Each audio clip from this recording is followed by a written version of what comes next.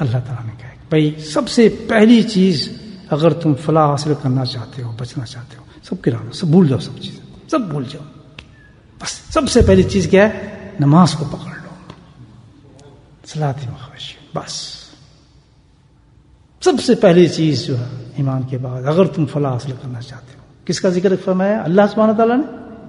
صلاۃ خاشعون، صلاۃ نہیں کہا، صلاۃ خاشعون. کتنی امپورٹنٹ ہے یہ نماز، کتنی اہم ہے یہ ہمارے لیے. اللہ نے سب سے پہلے اسی کو لیا ہے. مومن جو ہے سب سے پہلے جو کامیابی کی جو چیز ہے اس کے پاس کیا ہے؟ نماز ہے. بس اس کو نہ چھوڑ، اس کو نہیں چھوڑ. جس نے نماز کو پکڑ لیا الحمدللہ، اللہ قرآن کہتا ہے کہ تو سفر پہ چل پڑا ہے، راستہ روشنی نظر آنی شروع ہوگی. یعنی اتنے اہم ہے. 2 دفعہ ذکر فرمایا اس پورے سبجیکٹ کے اندر اللہ مضمون میں. باقی چیزوں کا نہیں فرمایا. جب آ رہے ہیں نقطے جو بتائیں چیزیں بتائیں گے اللہ پاک یہ کرنا ہے یہ کرنا ہے، اس میں جس کو 2 دفعہ بیان فرمایا ہے اور مختلف طریقے سے.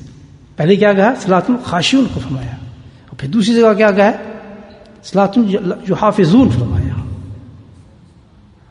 2 چیزیں بتائی ہیں کہ کیا کرنا ہے. ہم نے 2 کام کرنے اللہ پاک فرماتے ہیں. سب سے پہلے جو حافظون، نماز کی پابندی کرنی ہے. سب سے پہلے تو یاد رکھیں کیا کرنی ہے؟ پابندی. اس پہ تھوڑا بات بھی کی تھی ہم نے. 2 چیزیں کیا ہے؟ نماز کی پابندی ہو اور صلاۃ خاشعون ہو. 2 چیزیں ہونی چاہیے نماز کے ساتھ. سب سے پہلا نقطہ یہ ہے. بھول جاؤ سب چیزیں. کتنا بڑا عمل ہے. اللہ کے نبی صلی اللہ علیہ وسلم ارشاد فرماتے ہیں، ہمیں اس کو بتا رہے ہیں کہ اتنا بڑا عمل ہے کہ میں تمہیں بتاؤں، اللہ کو سارے عملوں کے اندر سب سے زیادہ محبوب جو ہے وہ نماز کا پڑھنا ہے. جو اللہ کو یہ محبوب ہے تو فرمایا مجھے کتنا محبوب ہے. اللہ تعالیٰ فرماتے ہیں کہ فرمایا میری تو محبت کا اس کا اندازہ ہی نہیں کر سکتے. بس ایک مثال ہی دیتے ہیں اللہ کے نبی کہ میری آنکھوں کی ٹھنڈک ہے. کیسے ہم عاشق بن سکتے ہیں؟ کیسے ہم اللہ کے محبوب بن سکتے ہیں؟ اللہ کے رسول کے محبوب بن سکتے ہیں؟ یعنی وہ چیز جو دونوں کو اتنی عزیز ہو وہ ہم نے مٹھی باندھ کے اس کو ایک سائڈ پہ رکھ دیں اور ہم کہتے پھریں اللہ کو رحمت دے، اللہ کو فضل دے، اللہ ہمیں ان سے بچا، اللہ ہمیں ہم سے بچا، اللہ کو یہ نہیں ہو رہا، مسلمانوں پہ فلاں نہیں ہو رہا. یعنی جو چیز محبوب ترین چیز ہے اللہ کے رسول کو، وہ ہمارے گھر میں نہ ہو اور گھر میں برکتیں تلاش کریں. ہماری زندگی میں نہ ہو، زندگی میں برکت تلاش کریں. ایک بات یاد رکھیں کہ نماز کی اہمیت پتہ لگ گئی آپ کو کہ اللہ اور اللہ کے رسول کے نزدیک کیسی ہے. اللہ کے نزدیک محبوب اور نبی کریم صلی اللہ علیہ وسلم نزدیک آنکھوں کی ٹھنڈک. اور کیا ارشاد فرماتے تھے کہ بلال، سبحان اللہ، بلال نماز کے ساتھ مجھے راحت پہنچاؤ. اپنے مؤذن کو فرماتے تھے. اللہ کی مہربانی ہے، کرم اور فضل ہے اس شخص پر، اس گھر پر. ہم اس کو کیا سمجھتے ہیں؟ عذاب. اور اس کو کیا سمجھتے ہیں؟ رحمت. لیکن یاد رکھیں وہ عذاب ہے اور یہ کیا ہے؟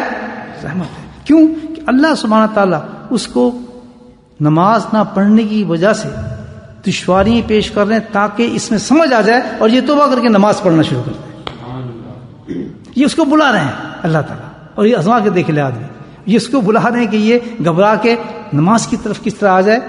تو یہ تو دنیا تو کچھ بھی نہیں ہے. حقیقت میں اللہ بچا کس سے رہے؟ آخری عذاب سے بچا رہے ہیں جو اس کے عذاب ہیں نماز چھوڑنے کے، نماز نہ پڑھنے کے. تو کون ہوا؟ ہم اس کو سمجھ رہے ہیں. حقیقت میں کیا ہے کہ جس کو تکلیف پہنچنی ہے فوراً سے پیش کرو اس کو. کسی تفریح جانا چاہیے، کسی عملوں کے چکر میں جائے، جادو ہو گیا، فلاں ہو گیا، نہیں. سب سے پہلے اس نے کیا کرنا چاہیے کہ اللہ تجھے بلا رہے ہیں پاگل، اللہ تجھے اپنی رحمت میں کھینچ رہے ہیں، اللہ تجھے اپنی فضل میں کھینچ رہے ہیں. یہ تو تیری بڑی خوش قسمتی ہے کہ تجھے چٹکی مار کے جگا رہے ہیں کہ اٹھ اٹھ بیوقوف، آ میری طرف، آ تو صحیح نا، تو آ کے ایک دفعہ جھک تو صحیح نا، میں تجھے سب عطا کر دوں، تیری پریشانی کو ختم کر دوں. لیکن اگر اس نے سوچا کہ نہیں نماز پھر بھی میں نہیں پڑھنی اور پھر بھی میں جناب ادھر ادھر بھاگتا پھرے، ادھر جائے ادھر جائے، تو ڈبل اس کو عذاب ملنا شروع ہو جائیں گے. پھر اللہ تعالیٰ کیا کرتا ہے؟ پھر اس کو نکال لیتے ہیں. قرآن بھی کہتا ہے پھر اس کو کیا کرتا ہے کہ دے دو اس کو، پہنچا دو چیزیں. کسی عامل کے پیچھے لگا دیا، اس کا سچا سچا کوئی چل گیا چکر، اس کا بھائی دکان بھی چل پڑی، بیوی باس آ گئی واپس، مال بھی آ گیا، وہ تو پکا جم گیا نا شرک کے اوپر اور کفر کے اوپر. اس نے تو اللہ نے کہہ دیا بس یہ تو اس سے وقت نظام ثابت ہوا. اس حالت کے اندر کہ نماز نہیں آ رہی اور آپ کو دوبارہ اس حالت میں آ رہے ہیں ہم، اس اچھائی میں جا رہے ہیں، یہ سب سے بڑا اس سے بھی بڑا عذاب ہو جائے گا کہ اب یہ پلٹے گا بھی نہیں میرا بھائی، اب گیا، اب وہ حرام کے راستے کھلیں گے، مال آئے گا، پیسے آئے گا، تہوش اس کا جو دماغ اور عقل سب بند کر دے گا اللہ پاک اس کی. وہ کہے گا میں تو بھائی اس وجہ سے آیا ہوں، اس نے میرا یہ کام کر دیا، اس کا یہ کام ہوا تو اس نے یہ جادو مارا، اس نے یہ منتر کیا تو اس نے یہ کام کیا. اللہ ہو کر کسی اللہ والے کے پاس جائیں، ان حالات کو آپ پیش کریں، سب سے پہلے جو آپ کو وسیع بتائے گا کیا؟ اللہ ہو. کون سے بتائے گا؟ جو حافظون صلاتہم جو حافظون، اپنی نماز کی حفاظت کرو، اس کی پابندی کرو. اس کے لیے کیا محنت درکار ہے، ہمیں کون سے اسباب اختیار کریں. اب یہ ہماری زندگی کا آئٹم ہے، یہ موٹو ہے، یہ ٹارگٹ ہے. جس نے اس ٹارگٹ پہ محنت نہیں کی، کہاں سے؟ پابندی سے لے کے خشوع تک. جس نے اس پر پابندی اختیار نہیں کی تو کیا ہوگا؟ وہ فیل ہو جائے گا آخرت میں. یہ پیغام ہے آج قرآن کا، آپ غور سے سن لیں. جو نمازی ہیں 5 وقت نماز تک پہنچ گئے، پڑھتے ہیں، تو ابھی کامیاب نہیں ہوئے. ابھی کہاں تک لے کے جانا ہے؟ خشوع تک نماز کو لے کے جانا ہے. دوسری چیز اللہ تعالیٰ کیا بتاتے ہیں؟ لغو موردون. یہی ہے نا قرآن کی ہے کیا کہ بھائی نماز کے بعد دوسری چیز تم نے کنٹرول کرنی ہے فلاح تک پہنچنے کے لیے. وہ کیا ہے؟ زبان. بکواس، بیہودگی، فضول چیزیں سب کس سے ہوتی ہیں؟ زبان سے ہوتی ہیں. اس کو کنٹرول کرو، اس پہ محنت کرو. ایسے بنا لو زبان میں وہ طاقت آ جائے کہ وہ گندی بات کر ہی نہ سکے. یہ کنٹرول میں ہے، یہ کنٹرول میں ہے. زبان یاد رکھے، اس کو بھی یہ نہ سمجھیں کہ جو چاہے نہیں بولتے، نہیں. کیونکہ ہم سے ہوتا ہے نا گھوڑا، جنگلی گھوڑا پھرتا ہے جہاں چلے جائے، لیکن جیسے اس پہ لگام ڈالتے ہیں تو وہ قابو ہو جاتا ہے، جس طرف چاہے اس طرف چلنا شروع ہوتا ہے. یہ ساری چیزیں کنٹرول میں انسان کی. ہم نے اس کو چھوڑا ہوا، بے بہانگ چھوڑا ہوا. جو بکواس منہ سے کر دیتی ہے، کوئی جدھر سونا جدھر، یعنی ایسی بکواس منہ سے نکل جاتی ہے کہ پتہ نہیں ہوتا میں کیا کہہ رہا ہوں. کس سے جھگڑا، کسی سے لڑائی، کسی کو کچھ بے سوچے سمجھے اپنی بےہودگیاں، پھر غلط باتیں، پھر ساری غیر شرعی باتیں. یہ سب کون کرتی ہے؟ غیبی، چغلی، سب کچھ ہی سے نکلتی ہے. اللہ سبحانہ فرماتا ہے، اللہ تعالیٰ فرماتا ڈائریکٹ ہم سے کہہ رہا ہے لغو موردون، بند کر دے بکواس سے بےہودی. اس پہ بھی تم نے کنٹرول کرنا ہے. 2 چیزیں، حیا داری، حیا پیدا کرو اپنے آپ پہ. کہاں سے حیا آتی ہے؟ عورتوں کو کہاں سے بیاہ بنتی ہے؟ کدھر سے حیا آتی ہے؟ مردوں میں کہاں سے حیا آتی ہے؟ کیسے حیا بنتی ہیں؟ بتائیں. فروج کا لفظ ہے. شرمگاہوں کی حفاظت کرو، زنا سے بچو، زناؤں سے بچو. کئی دروازے ہیں زنا کے، کئی خانے ہیں زنا کے. اس سے بچو اپنے آپ، اس سے بچاؤ. یہ بھی کنٹرول میں آ سکتی ہے چیز. آپ کو شہوات بھی کنٹرول میں آ سکتے ہیں. اللہ تعالیٰ کہتا ہے بچو اس سے. یہ 3 چیزوں، نماز، ٹھیک، لغوات، اور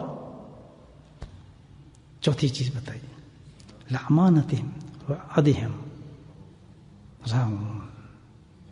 یہ اخلاقی چیز ہے کتنی بڑی. امانت داری اور وعدہ نبھانا، یہ نہیں چل سکتا. یعنی کیا کہ جو چیز اللہ پاک نے تمہیں دی ہے خیانت نہ کرو اس میں. یہ بہت بڑا سبجیکٹ ہے، اس پہ اب ایکسپلین تو نہیں کیا جا سکتا. یہ ٹاپکس ہیں، سمجھیں اس کو کہ امانت داری اور وعدہ وفا کرنا. خیانت نہ ہو اور وفاداری، وہ وعدے کو کبھی ختم نہ کرے آدمی. حدیث ہے صحیح، اس پر سن لیں آپ. یہ بہت بڑے گناہ ہے، بہت بڑے گناہ ہے. ایسے اللہ کے نبی صلی اللہ علیہ وسلم فرماتے ہیں کہ منافق کی 3 نشانی ہیں. 3 نشانی ہیں: جھوٹ، وعدہ خلافی اور خیانت. یہ اپنے آپ میں دیکھنا پڑے گا. نہیں جی نہیں، میں بس ابھی آئی 2 منٹ میں، وہ 2 منٹ ہوتے ہی نہیں. بس یہ کل کام ہو جائے گی جی، آپ کا فکر نہ کریں. کل آئی نہیں. میں آج آیا جی، بس یہ میں آپ کے لیے کام کر رہا ہوں. آج آیا ہی نہیں. 99% یہ پوری سوسائٹی کا ہمارا مزاج ہے. پکے نمازی، اب سیٹ ہی نہیں ملے گی حج کرنے کی، عمرے کرنے کی. خانہ کا بھی چھتوں پہ چڑھے ہوئے ہم لوگ، دروازے کھلے ہوئے ہمارے لیے. اللہ کی کتاب ہمیں کیا اعلان دے رہی ہے، انداز لگے. منافق جھوٹ بولتا ہے. جھوٹ عام، یعنی ایسا ہو گیا جھوٹ بولنا تو جیسے لہسن پیاز کھانا. اتنا سستا ہے جھوٹ. اور جھوٹ کو جھوٹ نہ سمجھنا، یہ بھی تو بڑی بات ہے نا. جھوٹ کے اوپر جھوٹ قسم کھا جانا مجھے پتہ ہی نہیں.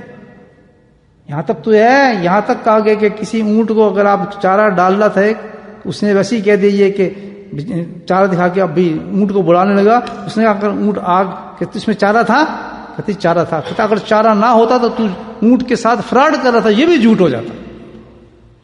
وہ اسلام یہ بتاتا ہو کہ جانور کے ساتھ بھی آپ یہ سلوک نہیں کر سکتے، ہمارا کیا حساب ہے کہ ہم کس حساب میں جائیں گے، کس فرقے کے اندر بخشے جائیں گے.